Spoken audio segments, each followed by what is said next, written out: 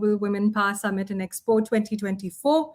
I am truly honored to be speaking with you today. And although we are online, I feel the power of this community coming together for an important cause. Today, with me, we're talking about breaking barriers and building bridges, concepts that are not just buzzwords, but fundamental actions that we as women leaders must embrace. To set the tone, I'd like to begin with a quote. I'm sure everyone has heard of Oprah. Think like a queen. A queen is not afraid to fail. Failure is another stepping stone to greatness. This quote is at the heart of what leadership is about. Embracing the challenges, pushing through the failures, and recognizing that our true strength lies in resilience. Our journey as women leaders isn't just about overcoming obstacles, but also about creating opportunities for others to follow. Now, for today's agenda, I will be covering very simple topics: how to overcome the perceived invisible barrier, the science and biology of our leadership styles, both for women and men, building bridges, and skills to level up, followed by Q&A. Now, before I begin, I'd like to start with a quick poll. According to you, my dear audience, what percentage of senior management positions globally are held by women? I'm publishing the poll right now. Melinda, can you let me know once it's visible to the audience?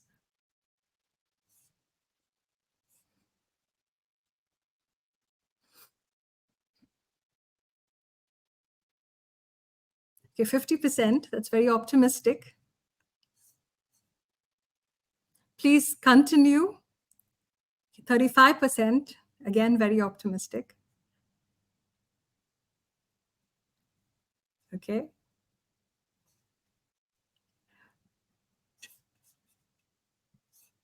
Interesting.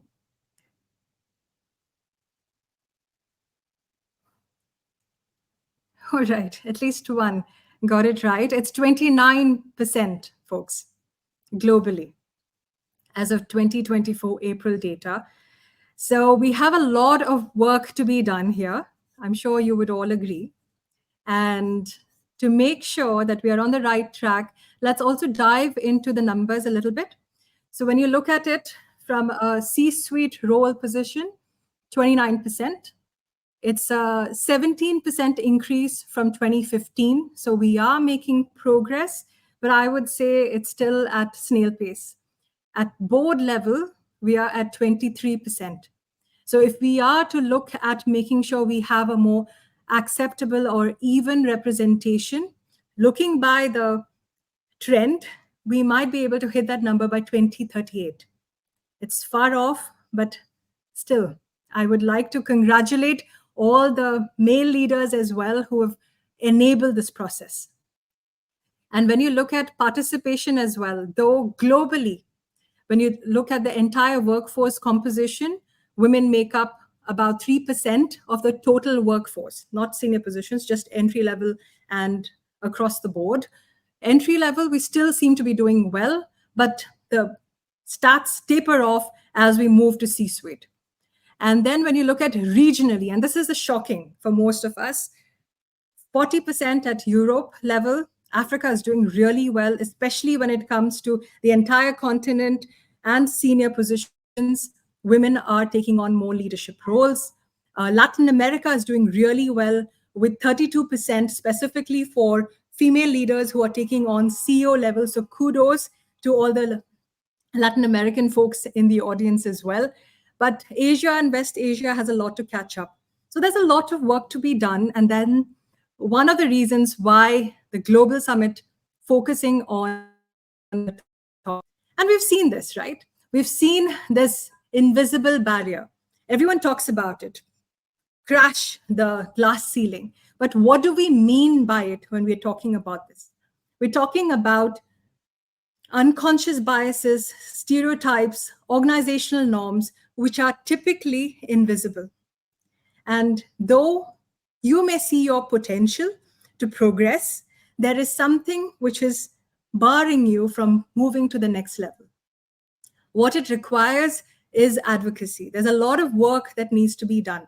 When you think about the stats that we saw earlier, while women hold 29% of the roles globally, interestingly enough, you have 72% of CHROs or C-level positions, which are CHRO level, held by women. Unfortunately, only 6% of global CEOs are women.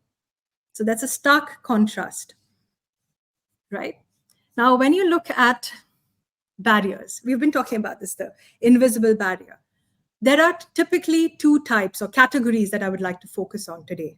One is external, and the other is internal, which is inherent within all of us, most of us. So when you think about this, I'd like to first start off with another poll.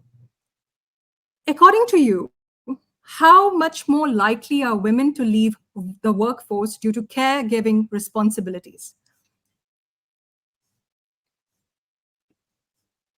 Please let me know once you're able to see the poll.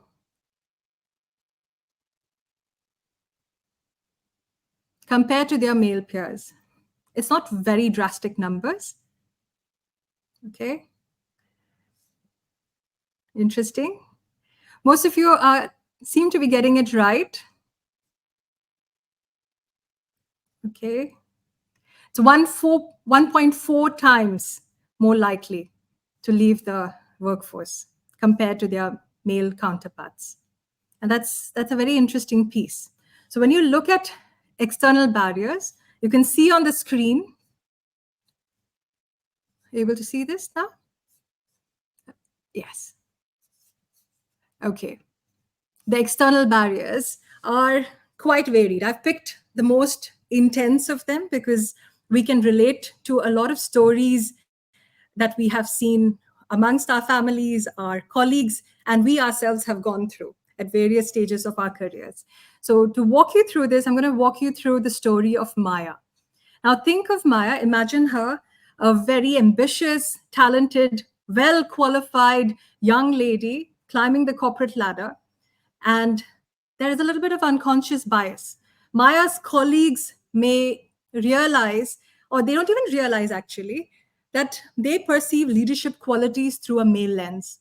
When Maya speaks up in meetings, her assertiveness is sometimes seen as aggression, while the same behavior from her male peers is celebrated as leadership. This unconscious bias becomes a subtle force that comes up in conversations when they're talking about progression, because they feel that maybe she doesn't fit the typical mold of a competent leader. And then it gets worse, norms and stereotypes. Society often teaches us that men are natural leaders, while women are more suited to support roles such as, I hate to say it, but HR, or in other words, taking meeting notes in strategic meetings instead of leading the conversation. Then comes the norms of looking at access to boys' clubs or cliques. So it's important to have mentorship and sponsorship for Maya, but she looks around the leadership team and notices that many of her male colleagues have senior mentors who guide and advocate for them in rooms that they're not part of. But for Maya, finding a mentor is almost stuck in a male-dominated space. And then when you look around and look at the workplace culture, again, it keeps playing out. There's this invisible barrier where long hours and availability during weekends are prized over results, and where men often bond over late night meetings or golf outings.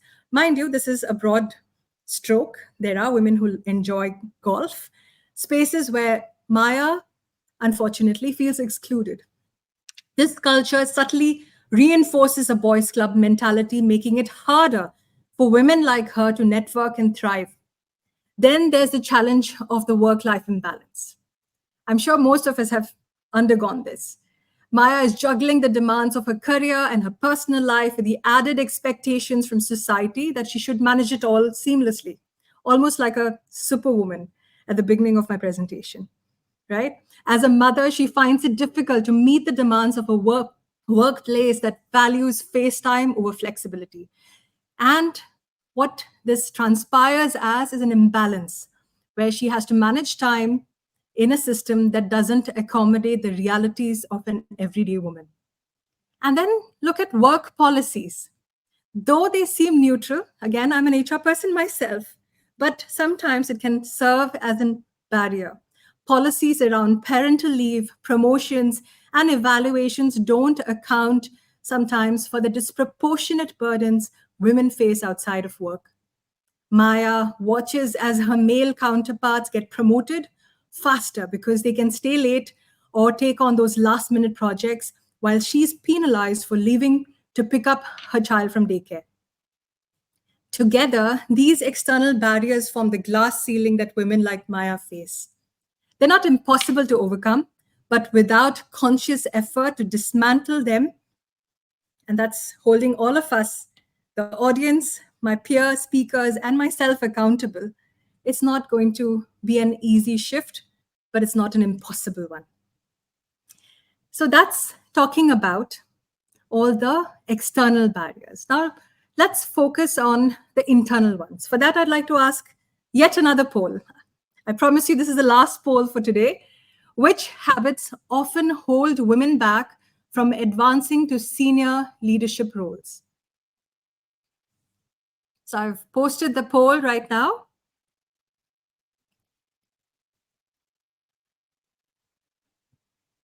Are you able to see the poll? Okay.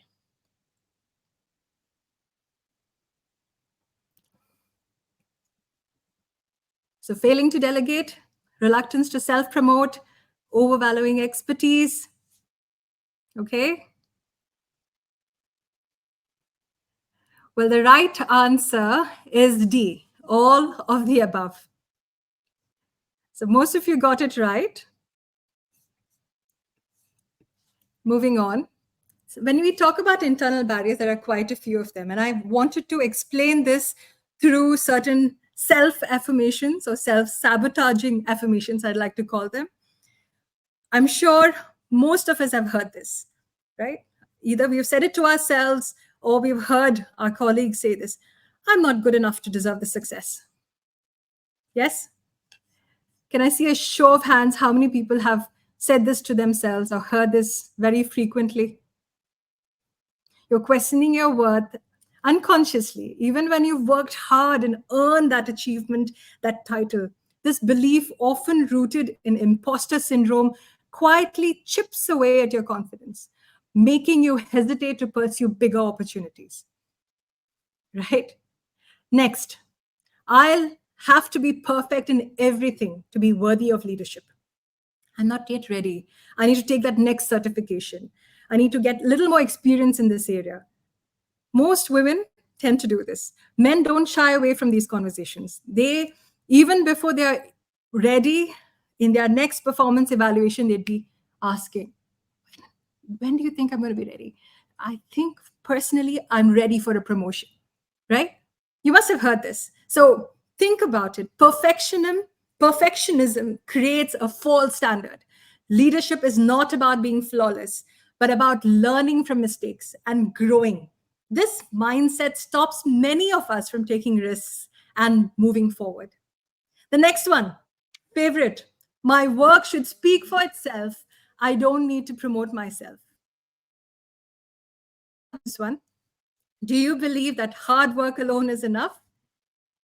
The truth is, my dear friends, without self-advocacy, our contributions go unnoticed. This idea that your work will naturally be recognized often limits visibility and stifles career growth. Think about the next one. I must make everyone happy or they will reject me or judge me or perceive me as bossy or someone who is unpleasant. Many of us have gone through this. Do you find yourself overcommitting, always saying yes to keep the peace?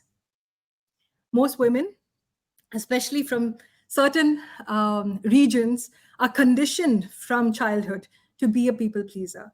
It makes it difficult to set boundaries, leading to burnout and preventing you from prioritizing tasks that align with your long-term leadership goals. Next, leadership is a masculine trait. I'm not cut out for it. I think it's changing. When I talk to my little one, I have a 12-year-old, she keeps defying this piece. But for all the Gen Zs, or millennials in the room, and Gen Xs, we've heard this very often. And this inherent masculine nature of leadership needs a repositioning or a rebranding, don't you think? So this self-doubt, even though diverse leadership styles are existent, and we have very inspirational leaders role modeling more nurturing, caring aspects of leadership, women need to change that internally, that conditioning, that voice in your head. The last one, and I think that's something that a lot of us are guilty for. I can't be successful at work and be a good mother or a partner or a friend. Can I see a show of hands? How many of us have said this to ourselves? I faced that when I was a young mother, trying to juggle looking after my child and also bring to life a career that has been thriving for the last 18 years. It's been tough. But one thing that you must choose is to ensure that there is a balance between personal and professional success, and that can only come from creating healthy boundaries. And remember one thing, I'm not going to dwell on this because I have a lot more solutions coming at the end of this presentation, but I leave you with this thought. Ask yourself, when you catch these thoughts coming into your mind, are these thoughts helping me grow or holding me back? I'll repeat that. Ask yourself, are these thoughts helping me grow or holding me back? Now, let's look at the biology of things or science behind our leadership styles. And I'm going to make a differentiation between the male and female brain. So this is a lateral view of a male brain and a female brain. Can anyone in the audience guess which is the male brain and which is the female brain? So left and right, which one is the male and female brain? Any guesses?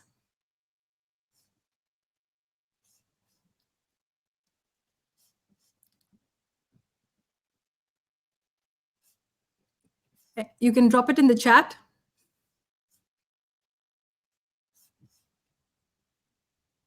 Left one male, Casey. Okay. Yuretsi. Okay, so Yuretsi has gotten it right. The left one is the female brain. There's a lot more connections happening between both hemispheres, whereas the male brain, it's centered primarily on each hemisphere. There's a lot of connections going back and forth within each of the hemispheres, the left hemisphere and the right hemisphere. So those of you who guessed right, kudos. Those of you who didn't, we'll talk a little more about it today. So there are quite a few differences. Physiologically, we know from a muscle mass perspective, we are built differently, but we're not going to talk about that. I've picked 4 key pieces: brain structure and wiring, emotional intelligence and social awareness, hormonal influences. Yes, we're to tackle that. Values and listening. So when you think about the brain structure, yes, we're to give it to the men. They have a 10% larger brain, but that does not equate to intelligence. It just talks about how the brain functions. So they are naturally attuned to focusing on tasks. Okay, hear me out fully. They are wired for focus and logical problem solving. They excel at zeroing in on specific tasks. So remember those separate hemispheres of the brain.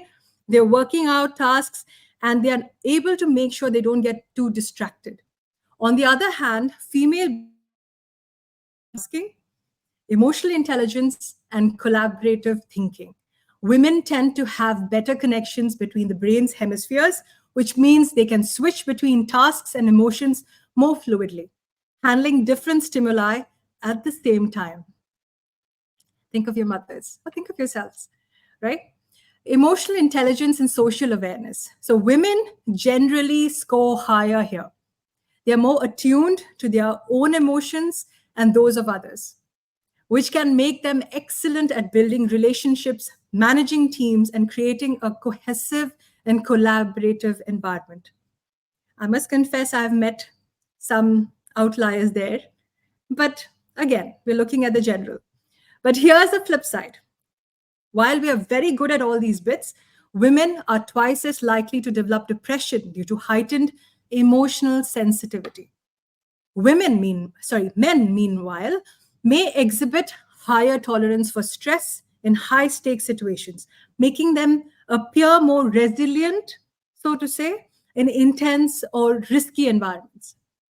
However, men are also 3 times more likely to develop an antisocial personality disorder, which can impact social relationships and emotional connection. Hormonal influences. So, this is a common knowledge, or some of you might be hearing it for the first time. Men operate on a daily hormonal cycle. Their testosterone level peaks in the morning, giving them a burst of energy and confidence, and then declines as the day progresses. Whereas women have an advantage here. They have a monthly hormonal cycle. However, the levels of estrogen and progesterone fluctuate over the course of the month, affecting energy levels, mood, and cognitive abilities during different cycles. Now, an interesting piece, and this is the last quadrant, values and listening. When you look at this, women tend to value reciprocal, altruistic relationships, give and take relationships, focusing on community, connection, and support. However, men, on the other hand, value power, politics, and competition. Again, this is generalization. There are always outliers. Okay? Now, the interesting bit. When you look at listening, neurons on both sides of the brain get activated, showing how they engage in conversations. This is for women, okay? On both emotional and logical levels. Whereas for men, and we saw this in the diagram, neurons are only getting activated on only one side, which explains why they're able to focus on logical aspects of conversations without getting emotional, but can also lose the emotional subtle nuances when leading and inspiring teams. Okay? Now, I did not share this information to talk about who's better or who's worse. It's for us to come together to understand that each of us bring our own unique strengths. These distinctions are synergies that we can leverage. And we can create a more inclusive environment that leverages both worlds, be it in leadership, collaboration, or personal growth. Yes?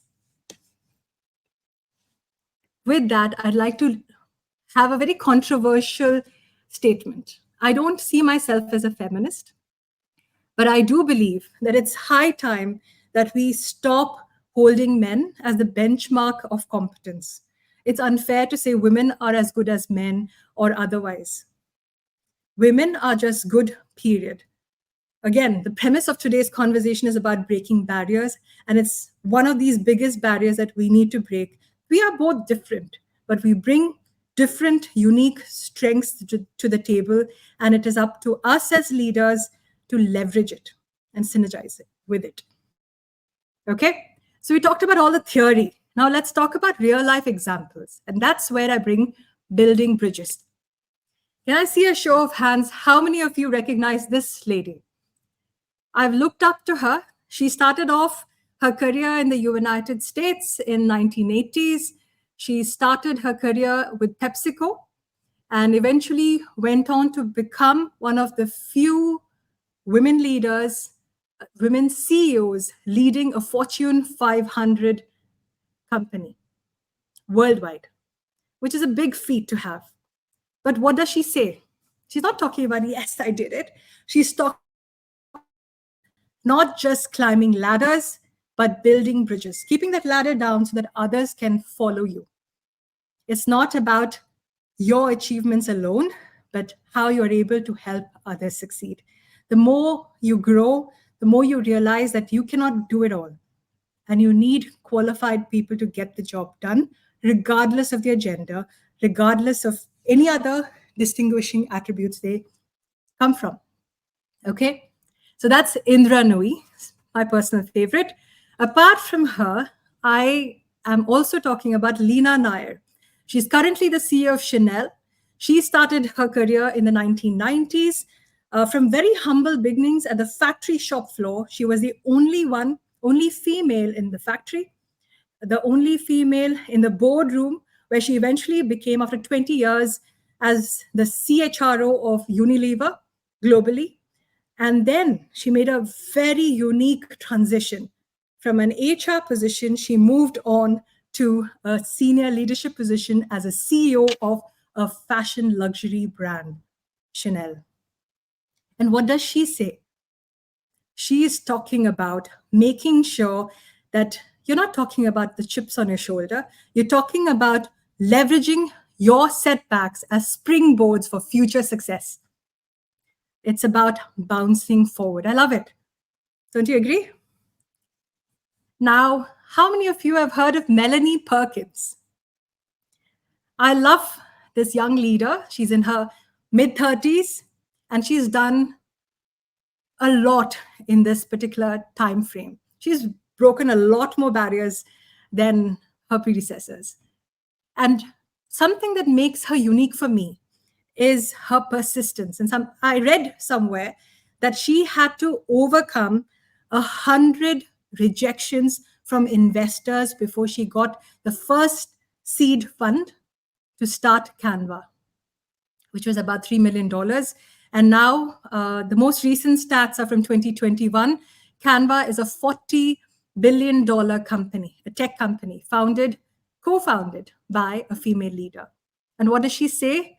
You must take the courage, summon the courage to take that first step, and don't look back. Keep going, even if people say no. Sheryl Sandberg, I'm sure a lot of us have heard of her in the boardrooms, in the conversations when we talk about female leaders. She was a maverick. She changed a lot of things. And I like this quote. And can anyone guess when she said this? It's there in her book, Lean In, a very good read for aspiring female leaders. So her career is very interesting. She started off as a research assistant, a management consultant, eventually becoming the chief of staff for the US Treasury Department. And then in 2004, when she was the VP of Global Online Sales and Operations at Google, she was sitting in a meeting with a high-profile client, and she excused herself to use the washroom. And to her surprise and shock, there was no female washrooms on that floor. And that's when she promised herself, and she realized, it was an aha moment for her, that workplaces don't necessarily accommodate women. There needs to be a radical shift. And things have changed. 2008, she joined Meta. She was the CEO there. Now she's doing a lot of altruistic pursuits. But she was one of the most vocal proponents of the concept that when we talk about work, we need to think about how accessible it is to women.